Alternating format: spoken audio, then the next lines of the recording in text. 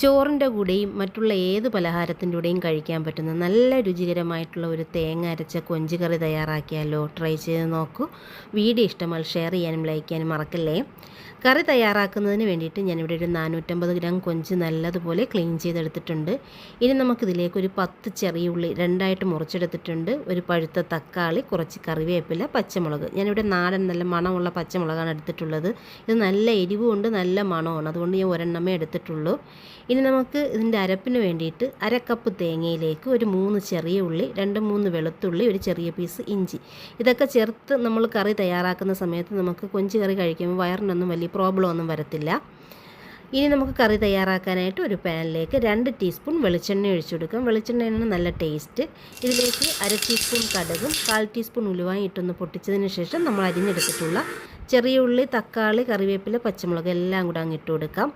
എന്നിട്ട് നല്ലതുപോലെ ഒന്ന് വഴറ്റിയെടുക്കാം. ഒരുപാട് ബ്രൗൺ നിറമൊന്നും ആവേണ്ട ആവശ്യമില്ല. തക്കാളിയൊക്കെ നല്ലതുപോലെ ഒന്ന് വെന്തുടഞ്ഞ് വരുന്നത് വരെ ഒന്ന് വഴറ്റിയാൽ മതി. ഇതായി വരുന്ന സമയം കൊണ്ട് നമുക്കിതിന് ആവശ്യമായിട്ടുള്ള അരപ്പ് തയ്യാറാക്കാം. തേങ്ങയും ഉള്ളിയും എല്ലാം കൂടെ ഒരു മിക്സിയുടെ ജാറിലേക്ക് ഇട്ട് കൊടുക്കാം. പൊടികളായിട്ട് നമുക്കിതിലേക്ക് വേണ്ടിയത് 1 ടീസ്പൂൺ മുളക് പൊടി, 1/2 ടീസ്പൂൺ മഞ്ഞൾപ്പൊടി, 1 ടീസ്പൂൺ മല്ലിപ്പൊടി. നിങ്ങൾക്ക് എത്രത്തോളം എരിവ് വേണോ അതിനനുസരിച്ചിട്ടുള്ള മുളക് പൊടി എടുക്കുക. ഇത്ര പൊടികൾ മതി. ഇതിലേക്ക് കുറച്ച് വെള്ളം ഒഴിച്ച് നല്ല സ്മൂത്തായിട്ടൊന്ന് അരച്ചെടുക്കാം. ഞാൻ ഇവിടെ നല്ലതുപോലെ അരച്ചെടുത്തിട്ടുണ്ട്. ഈ സമയം കൊണ്ട് തന്നെ നമ്മുടെ തക്കാളിയും ഉള്ളിയൊക്കെ നല്ലതുപോലെ വഴറ്റിയെടുത്തിട്ടുണ്ട്. ഇനി നമുക്കിതിലേക്ക് ഒഴിച്ചു കൊടുക്കാം. എന്നിട്ട് എത്രത്തോളം ഗ്രേവി വേണോ അതിനനുസരിച്ചിട്ടുള്ള പച്ചവെള്ളവും കൂടെ ഒഴിച്ചു കൊടുക്കാം. ഞാനിവിടെ 1 കപ്പ് വെള്ളവും കൂടെ ഒഴിച്ചു കൊടുക്കുന്നുണ്ട്. ഇനി നമുക്കിതിനാവശ്യമായിട്ടുള്ള ഉപ്പിട്ട് കൊടുക്കാം. പുളിക്ക് വേണ്ടിയിട്ട് ഞാനിവിടെ ഒരു ചെറിയ പീസ് കുടംപുളിയാണ് എടുത്തിട്ടുള്ളത്. നല്ല പുളിയുള്ളത് കൊണ്ട് ഞാൻ വളരെ കുറച്ചേ എടുത്തിട്ടുള്ളൂ.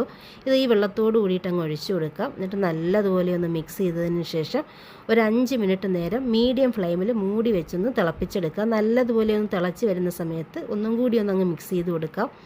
ഇനി നമുക്ക് കഴുകി വൃത്തിയാക്കി എടുത്തിട്ടുള്ള കൊഞ്ചും കൂടെ ചേർത്ത് കൊടുക്കാം. കൊഞ്ചും കൂടെ ചേർത്ത് ജസ്റ്റ് ഒന്ന് മിക്സ് ചെയ്ത് വീണ്ടും ലോ ഫ്ലെയിമിൽ ഒരു 5-6 മിനിറ്റ് നേരം മൂടി വെച്ചൊന്ന് വേവിച്ചെടുക്കണം. ഇടയ്ക്കൊന്ന് ഇളക്കി കൊടുക്കുക. ലോ ഫ്ലെയിമിൽ തന്നെ വെച്ച് കൊടുക്കുക. ഒരുപാട് അങ്ങ് വേവിച്ചെടുക്കണ്ട, ഒരു 5-6 മിനിറ്റ് മാത്രം മതി. ഇപ്പം നമ്മുടെ കറിയൊക്കെ നല്ലതുപോലെ ഒന്ന് കുറുകി ചെമ്മീനൊക്കെ വെന്ത് വന്നിട്ടുണ്ട്. ഇതിനാവശ്യമായിട്ടുള്ള ഉപ്പ് പുളിയൊക്കെ നോക്കുക.